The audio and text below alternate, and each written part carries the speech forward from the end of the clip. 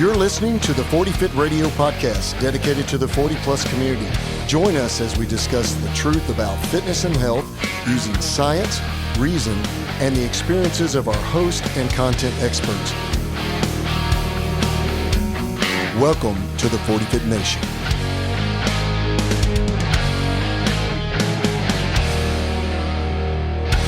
Hey, welcome back to the 40 Fit Radio podcast, and welcome back to the 40 Fit Nation. I'm one of your hosts, Coach D, and in the studio with me I have Coach Trent. Hello. And good afternoon, 40 Fit Nation. Man, it's good to hear.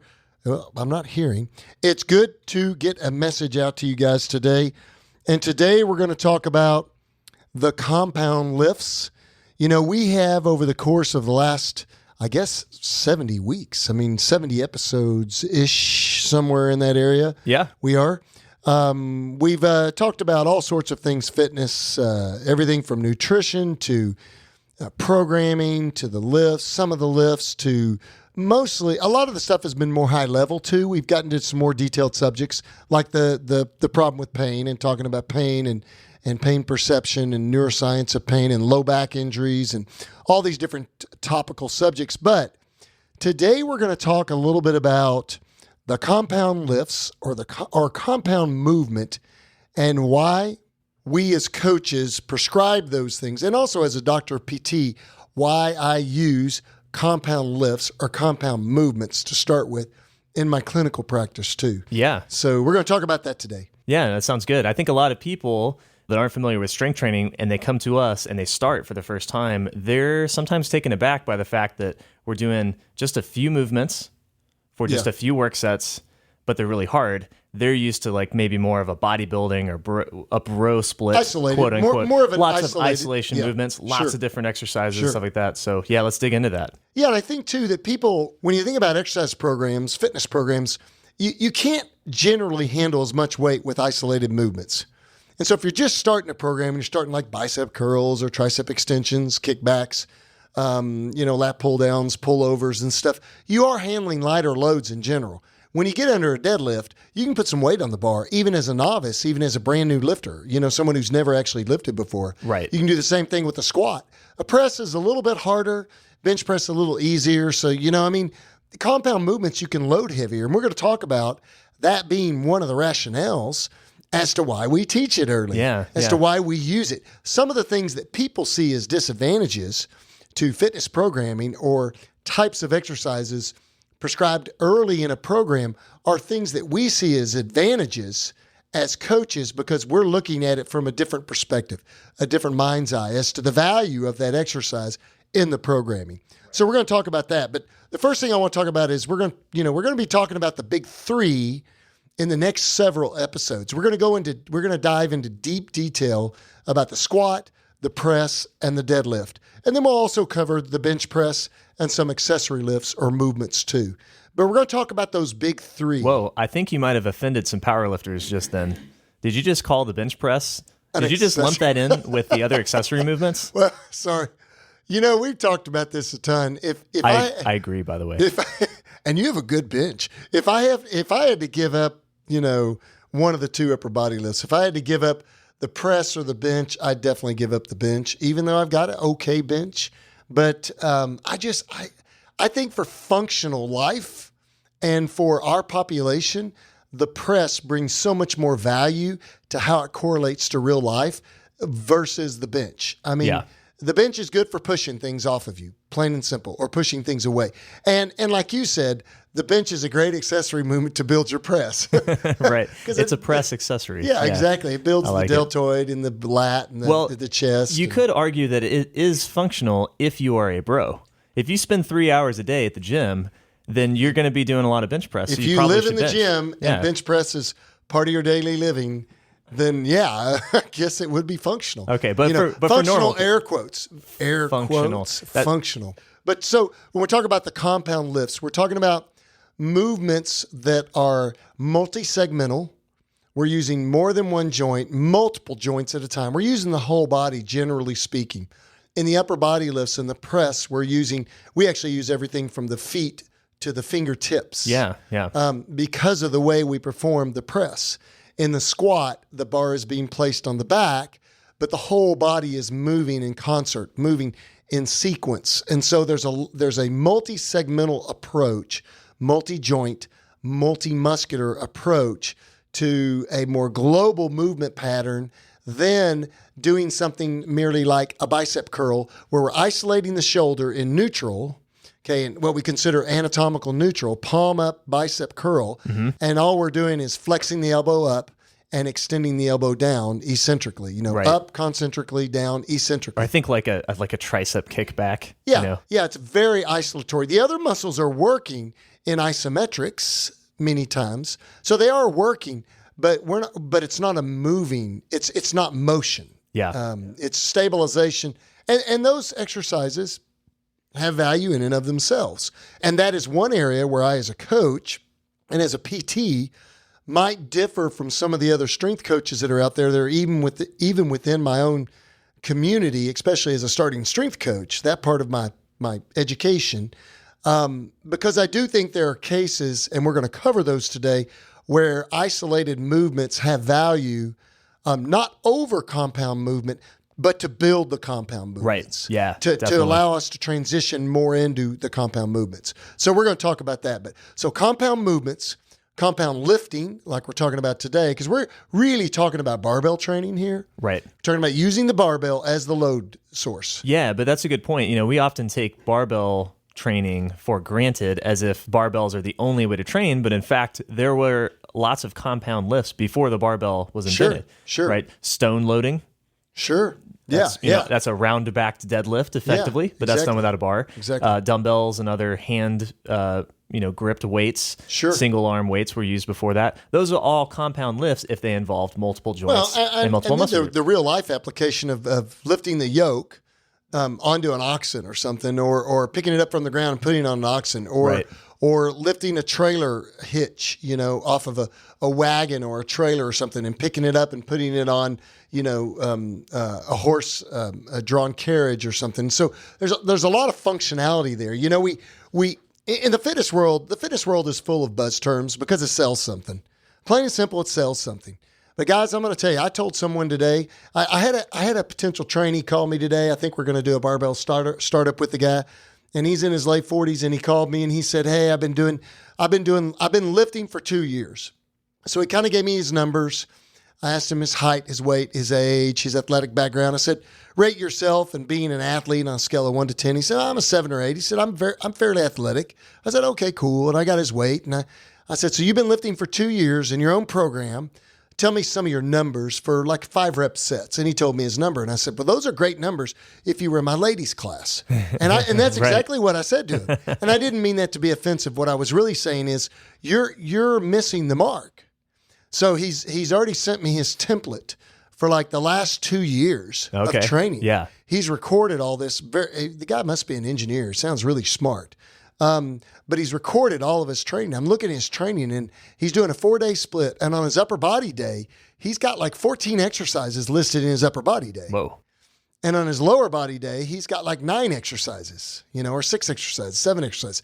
And so there's a lot of isolated movement going on there, but he's just really not that strong. Yeah. And one of the reasons for that, and we'll just jump to why we teach and why we use the compound lifts, those big 3 in our fitness programming for our gym clients, and why I also use them in clinical practice.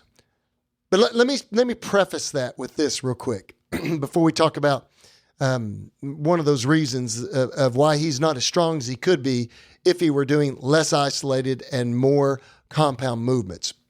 There are cases, and I was going to talk about this afterwards, but I think it's important to cover it in front of our conversation about what are the key points to why compound lifts are really that important. But there are cases where isolated movements need to be performed before we get into the compound lifts or while we're progressing the compound lifts. And let me give you a perfect example. If I get someone that has a rotator cuff tear, and they've had a repair of the cuff, and they've had 4 to 6 weeks of somewhat immobilization with no active movement, because we want that cuff to purchase. We want that tendon to regrow back in the bone where it's been pinned into the bone. We want there to be a biological interface there. It's like the tree. It's like the trunk of the tree, the root of the tree growing back into the ground. That's what happens. Right. Okay, it just sets a footing for the rest of the tree. And that's what happens with this tendon. It sets a footing, an attachment point to allow the muscle to contract and move the arm. Well, let's say the supraspinatus, one of the rotator cuff muscles, has been torn in half. We reattach it. Now that muscle is needed for external rotation of the joint, okay, of the glenohumeral joint. External rotation and downward depression is the primary function of the supraspinatus, okay? Its real function is adduction of the humeral head, downward depression, and then some external rotation, okay? But when this person goes to raise overhead, once that tendon has gotten out of the precautionary stages of surgery, post-op precautionary stages, to where I can now start to load it more, that muscle is significantly atrophied, that one muscle. And some of the surrounding muscles are atrophied too, but not near as much as that one muscle that's had trauma and surgery performed to it. Right. Okay? Now that muscle has to regrow and build the thickness of its tendon. And so here's the challenge. Here's the theoretical challenge. And I think this is kind of why I do things the way I do from a rehab perspective, so people can kind of understand the way my thinking is. I can potentially lift more weight overhead in a press using my deltoids that might be relatively still fairly healthy. They're going to be weaker than they normally would be from surgery and having holes cut in them or having an incision if it's an open procedure. But still larger muscle groups in general. They're larger muscle groups to start with. They're big movers. They're what we call the primary movers of the shoulder. So I could potentially do more weight overhead in elevation or flexion in a press and probably not have any pain or minimal pain than my rotator cuff or my supraspinatus could handle to downwardly depress the humerus because of the strength ratios between those muscles at that time yet. So as I'm adding load, I may still have a deficient cuff. I may still have a deficient downward depressor, external rotator, and adductor. I may still have a weak muscle. Right. And I'm driving the press overhead, but I really haven't ever adequately isolated or rehabbed that supraspinatus. Now, what the supraspinatus doesn't do in real life is if you're in a sitting position, it really doesn't externally rotate the shoulder like you're going to reach out perfectly sideways to pick something up. Right. I wish people could see this who aren't in the studio. They could see this. What are you going to be like, handing the milk jug off at a perfectly at a 90 externally degree? If rotated... you kept your elbow right beside you, if you had your hands right out in front of you like a rock'em sock'em robot, you remember those from the 80s guys? And you took your arm with your elbow pinned against your trunk, the side of your body, and you just rotated your fist out to the back, to the side of your body at 90 degrees. That's external rotation at 0 degrees of adduction. Basically, it's just external rotation with the arm all the way down to your side. Right. Well, we really don't do that in life much. If you're going to pick up something like that, you kind of reach out and you might externally rotate out to the side. Like a great example of that would be reaching behind you to pick up something in your car when you're in the front seat. Yeah. Like something out of the floorboard or something. Or smack your kids, backhand them. And I think this is going to be pertinent to our bigger conversation here is if it's heavy enough, you're not going to be reaching behind you to do it, right? You're going to turn around and go face the thing. Correct. And so my theory here and the way that I treat patients and have done so for years, and it seems to be fairly effective, I can get cuff repair patients back pretty strong, pretty fast, and do it in a pain tolerant or a pain managed basis. And that is, we need to do some isolatory work up front while we're mimicking the press movements in passive or active assistive motions, keeping the loads really low, but we're driving the loads on the actual isolated movements on the front end. Yeah. And we're keeping the loads lower on the compound movement on the front end. Not for very long, but for enough time to get that muscle belly firing, to get blood flow in it, and to get some hypertrophy to start. And when that muscle's that atrophied, it doesn't take a lot of load to start to get it to grow again. Right. And so, because it's relative, a lot of people would say, well, you're not doing enough weight. Well, if you've ever had a cuff repair and done a sideline external rotation, like I'm showing you, with a 5-pound dumbbell, it's extremely heavy. Yeah. I mean, I couldn't even get the dumbbell off my stomach at first. It was just so heavy because it's such an isolated movement. Right. It really isolates just those smaller muscles. So, okay. So yeah. So in instance of injury, and repair, surgery, that's certainly, that would be a caveat to the discussion we're about to have on the biomechanics of compound lifting. And that's a good one you bring up, because the general in the greater strength training field, a lot of strength training coaches would argue that when you press, yes, you're primarily training the primary movers. That's why they're called the primary movers. Right. But the rotator cuff muscles, supraspinatus, infraspinatus, etc., are there to help stabilize the joint during that overhead range of motion. So in the act of stabilizing, we're getting them stronger anyway. That would be the argument. That's the argument that many coaches would make, but maybe incomplete, let's say. Well, my problem with that is that there's so many other healthy musculature around that injured muscle that they could be actually performing. They could handle more load than your cuff really can tolerate. Yeah. So I mean, we get back to this conversation about isolated movements. I think that there's some value to isolatory exercise movement when you're talking about rehab, repairs, post-op conditions, and things like that. But just because we say we do isolated movements doesn't mean we're not doing compound movements. We're just not advancing the weight or load as much potentially as they could until I get a good feel from the patient. And I hate to use the word feel, but until I get a good manual muscle testing measurement that the strength of the cuff is at a reasonable level to where I can load the shoulder overhead now and we can really get after it and rock and roll. Right. And even then, the ultimate goal there is to get back to that compound movement. Oh, yeah. I think that the compound movement is where it's at when you have a healthy, normally occurring joint. And so let's talk about the reasoning why we as coaches teach the compound movements. Number one, I teach them because they're safe. They're safe. A lot of people see barbell lifting as scary or hard or dangerous, That's a young man's game. Yeah, exactly. Hey, I'm 45, dude. I mean, I'm 45 years old. I can't lift barbells anymore. I'm like, well, what can you do? I mean, that's young. We've got clients in our 60s and 70s and 80s doing barbell lifts. Yep, that's right. It's just a little modified on some occasions, but anyone can barbell train. And a lot of people, because they have joint pain or discomfort or because they've had a bad experience, they look at the barbell lifts, they look at the big compound movements, and they're scared, and they just kind of prejudge them before they even get in the gym and start transitioning to them. Right. So there are a lot of times where you and I, we know Trent, we don't even start on the barbell. We take them to our leg press. Exactly. First. Yep. They start on the leg press, and then we work our way up. So we've got a way where we can take every single excuse away for almost anyone, barring a few medical conditions, to barbell train and do the compound movements. So number one, they're safe. And the reason why they're safe scientifically, because it's not just that we say they're safe, but the reason why is that, number one, there's co-contraction around the joint, so we have good stability of the joint with the agonist and the antagonist. The muscle that's doing the work and the muscle that's doing the stabilizing. Right. The opposite muscle. Yeah, let's think about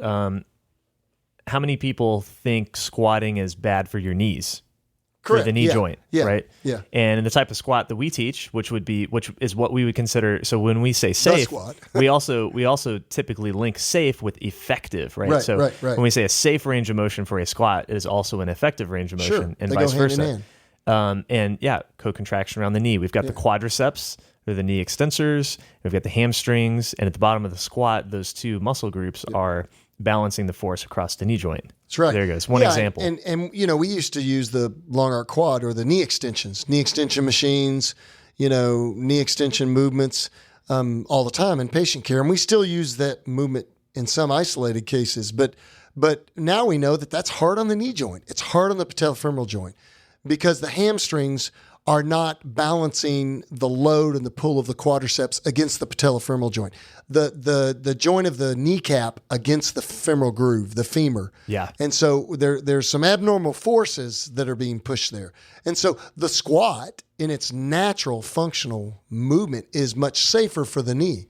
So safety is the first factor, especially in post-op conditions and in other movements. Safety is the number one reason. And so a second reason that I love the compound movements is because we can recruit more muscle mass. We're moving more joints, it's multi-segmental, and we're recruiting more muscle in the human body. And we know why that's important. We'll get to that in just a second. But we're recruiting more muscle mass than a isolated movement. Right. And so there's a lot of value in recruiting more muscle mass. And one of those values is, what do we do when we get more muscle mass? We get what? Well, first, that allows us to lift more weight, right? Yeah, because exactly. we're recruiting more muscle mass more to load, drive the weight. right? And if we can handle more weight, that means we're producing more force. Right. And what is strength? It's force production. Yeah, It's force. So if we can produce more force, but because we lifted more weight, we can get stronger. That drives more strength adaptation. Plain and simple, we can get stronger faster too. And this goes back to the point prior that I was making in the podcast, and that is this. The gentleman who called me, he's been doing all this isolated work and training for 2 years, and some of his lifts are about where some of our ladies in the ladies class are lifting right now, at least for some of the lower body lifts. Yeah, right. And I told him that, and I said, it's not that you're not working hard. It's not that you're not a smart guy. You've just been doing the wrong program. I said, we need to simplify this and take you into a novice linear progression, and we need to focus on the compound movements, and you're going to be blown away with how strong you get. It's simple, hard, and effective. Exactly. Plain simple. It's just simple, hard, and effective. And so those larger lifts, again, number one, they're safer. Number two, we can recruit more muscle mass, which then allows us to, number three, use more load. And then that allows us to, number four, get stronger faster. That's right. Okay? So those are four big reasons right there.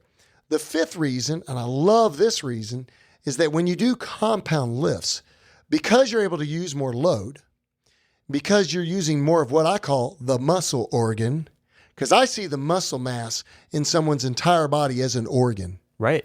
One large organ that covers the entire body from head to toe, and it functions in unison or sometimes in isolation. But what it does is it stimulates hormonal and neural function, meaning it gets your brain and your nervous system to working overtime to keep up with its movements, and it gets your hormonal function elevated. And that, again, is another reason we've kind of approached it from the back door, but that, again, is another reason why we get stronger faster. That is, again, is why we have those heavy loads. And so we get a bigger bang for buck. Yeah. And we get this big neural hormonal response in the human body, which in fitness training means we're going to get bigger, stronger. Now, ladies, don't worry. You're not going to get bigger if you don't have the genetics for it. But you're going to get more fit, stronger than you were before. And that's the key. That's the key. Yeah, and that's, we've said it before here. We heard Robert Santana talk about this. This is an example of how the muscle is an organ. When you have more muscle mass, right, your metabolic rate, the sum total of all the activity in your body each day goes through the roof. Right? Sure. And not only that, you start to partition the calories that you eat differently, right? Sure. You eat that big, steak with the potatoes on the side, right, and that's going to feed your muscle. Right. Because your body, when you start training your body and calling on all this muscle mass with the compound lifts, your body knows it needs fuel, right? Yeah, and so all these things drive the kind of physical changes that we want. Yeah. And you're not getting lean mass and all those things. Yeah. And you're not going to get that from running on the treadmill. No. You're not going to get that from doing the circuit machines. The only way you're going to get that from running is if you sprint. Right. That's why sprinters look like bodybuilders. Yes. And it's because it's power oriented, speed oriented. It requires a lot of force. It's high intensity interval training, and that has a huge hormonal neural adaptation. And that is what is so awesome about the investment of work in the compound movements or lifts, is that there is a huge bang for your buck. Yes. And I just think that that's way under talked about, especially in the older population, and how much we want to increase our lean mass and decrease our fat mass, because we want to look young still. We want to feel young, look young, not have a ton of midline obesity. We'd like to, look fit, in some ways. And still be functionally strong too. And so, and that brings me to the last point, to the sixth point. And that is that the compound movements more correlate with daily function than any other exercise activity on the planet Earth. Whoa. Do you mean that my Bosu ball squats, are you saying that they're not functional? Well, a Bosu ball squat is still a squat, but you don't walk around with a Bosu ball. And there's no load there other than your body. But yeah, and we're going to talk about this when we start talking about the individual compound lifts themselves, like the squat. I think the squat's going to be our first episode. It's got to be that we're going to talk about these lifts. And there are lots of different types of squats, and we'll talk about those and their value, and which one we place the greatest value on, and which one we place the least value. It's not that it's not important; it just is lesser of lesser importance. And by training these compound movements, they all correlate to normal human function. And I use them every single day in my practice. In some modification or some variant, I use these movements every single day with every single patient, even my balance patient that has vertigo. They squat, they do sit to stands, and then they do it with load. They do kettlebell deadlifts because they need to learn how to be able to bend over and stand up with a load or their body weight and not lose balance, right, and not get vertigo. And we're training their neurological system to do that. So yeah, I love that you said that, because this goes back to what we were talking about in the last episode and the bad advice that we sometimes hear from good doctors, right? And one of those things we hear all the time, we still hear it, is never lift more than 15 pounds. It's like, well, let's think about the reality of that. If you got a heavy sack of groceries, that could be 15 pounds right there. I mean, a big dog of bag food. A big dog of bag food. I never heard that.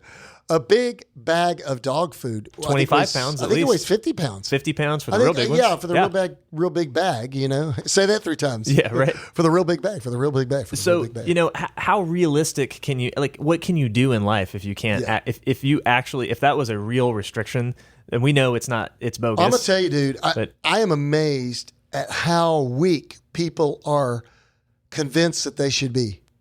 Right. When they come in to see me in my clinic, I'm amazed at how weak and how underable people are willing to be.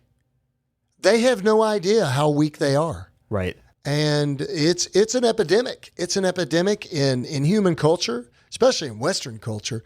There's a lot of weak-ass people walking around. Yes. And let's dig into that a little bit, because I think sometimes for younger trainees, barbell training, it's like, I don't know. I kind of want to do the arm circuit with all the bros and get jacked, dude. I want to get jacked, bro. But I think it's really evident why barbell training is superior when you look at the old population, the elder population, right? Getting off the toilet. Sure. They've got to be able to squat. Yeah. And there are people in assisted living and nursing homes that can't get off the toilet. Yeah. Right? Because they're weak. Right? They can't do a squat. I tell my patients all the time, there are 2 things that put people in a nursing home: a weak mind and a weak body. Yeah. Outside of that, nothing puts you in a nursing home. That's right. A weak mind or a weak body. So when some people, I think, get in this mindset of like, well, why do I need to deadlift 135 pounds or 225 or 315? And like, what's the point of that? Right. Okay. Well, when you're 75 and you slip and fall, because it's going to happen. People slip and fall, especially when you get older, right? Yeah. Do you want to break your hip, or do you want to get a bruise? Right. Because that could be the difference, right? Muscle mass and protection, and And heaven forbid something does happen and lands you in the hospital, and you have to lay in a bed for a couple weeks, right? Heaven forbid that happens. When you get out, do you want to walk out of that hospital on your own 2 feet, or do you want to be in a wheelchair? Because that might be the difference, right? Now we're talking about the extremes, like, the much older population. The much older population. But everybody's going there. That's right. We're all headed there. Yeah. And you can extrapolate into everyday life. Right. Do you want to have back pain? Do you want to be able to pick up your kids? Or do you want to be able? Well, and if you're a female today and you're 45 years old, your bone density when you're 65 is determined by today. Your bone density, the ability to build that bone density over the next 10, 15 years and maintain it, or make it more dense, make the trabeculae, the bone structure in your bones, stronger and thicker and more able to handle loads and forces and injury, then you better start that today. I can't tell you how many clients, I treat that are in their mid-40s and have osteopenia already, or in their 50s and have osteoporosis or osteopenia, and they're on meds for it. Instead of exercising and doing load-bearing like they should, like the literature says is most effective, they're on meds for it. They haven't changed their diet. And so, we've got an epidemic of weakness in our society, and that's more than just strength too. Oh gosh, there's a lot of other weaknesses. It runs deep. Yeah, it runs deep. It really does. And I say I'm getting ready to write an article about this. It's the catastrophic comfort culture. It's seeking comfort over doing some hard every now and then, which has more value, and then you can go have some comfort. Right. But we need some hard on a regular basis. And again, the compound lifts are going to correlate more to doing the hard in real life, and they're going to keep you doing the hard longer in real life, which is a value, which is important. So when you think about it, a barbell squat is just like every other squat variant in real life. Right. Getting up, like you said, getting up and down off a toilet, getting out of bed, getting out of a car, sitting up from a chair. All these things are just squat variants. Bending over and picking up something off the floor, like a bag of dog food or a grocery bag or something that falls. Or, Lord help us, your spouse falls and you've got to pick them up and put them in a chair or something. Right. That's merely a deadlift. It's a hip hinge, and then being able to pick something up and put it over your head or put it on a shelf or in a cupboard, wherever you're going to put it, that's just a press. And so all these movements correlate to multi-segmental, global movement with all these compound activities that we do throughout life. Almost everything in life is compound movement. It doesn't mean that isolated movements there's not some value, we talked about, but almost everything is compound movement. I'm trying to think, and I can't name a single moment in my life where I've done a tricep kickback in real life. Well, maybe if you were like a sprinter and you had to hand the baton behind. Well, there you go. That's my problem. I was never a sprinter. Yeah, exactly. So, but I mean, you do some isolated movements throughout life, but there are examples of that too. But I think that most everything we do in larger movements in life that requires a large strength production is they're mostly compound movements, and that's just the way humans move biomechanically. And so, I think there's a lot of value in understanding this. And then that's why we do them, guys. That's why we program the big three with every single client we have is going to do the big three. Now, isolated movements, like I've got some ladies in my gym right now, they're doing barbell bicep curls. Right. They're doing tricep extensions or, I call them skull crushers. They're doing other movements that are more isolated because we're trying to build some mass in the upper body and kind of sculpt their arms a little bit, but they're still doing all the big compound movements. That's right. And that's come on the back of many, many months of just compound movements. Definitely. Yeah. And so we're going to do those movements, but we consider those accessory movements and not primary programming movements. That's right. And really what they do is they allow us to still work the body with some level of exercise activity, get some muscle hypertrophy, and still allow recovery for the big movements. Right. So it's a distraction also from our primary programming, which is a value too. Yes, so, definitely. That's how kind of we use it. Yeah, if you're looking at your program, your homebrew split, and you've got more accessories than compound lifts, you're not doing it right. Yeah, exactly. You're staying weak and you're doing a lot of work. That's right. You're staying weak. And let's go back to that point one last time. If you're already doing a bunch of hard work, why not get the best results you can for it? Sure, why not do that? Why not be efficient? I love it. I came in and I did the squat, the press, and the deadlift last night. No, I squat and I bench press and I deadlift last night, and I'm done. And I'm spent. Yeah. Heavy squat day. So, yeah, I think there's just a lot of value to keeping it simple. So, guys, that's the compound movements, compound lifts today. And this is going to be a series, for lack of better terms, where we're going to start talking about the big three. We'll also cover the bench press too at the end, and then the power clean. And then some of the accessory movements too that we program in and why we do that. I think it's important, and people like to hear, the audience likes to hear, why do you program the barbell row when you do? Why do you program Romanian deadlifts or good mornings or chins or push-ups, or why do you program these power cleans? Why do you program these other movements, and what's their application? Right. So we'll be talking about that too in the upcoming episodes. But next episode, we're going to talk about the squat, and we're going to cover some biomechanics, the reasoning behind why we teach the squat we do, how to progress the squat, also the different variants of the squat and their value in order, in what we would consider hierarchical order of best squat to most valuable to least valuable. And then we're going to talk about just some other details regarding the squat.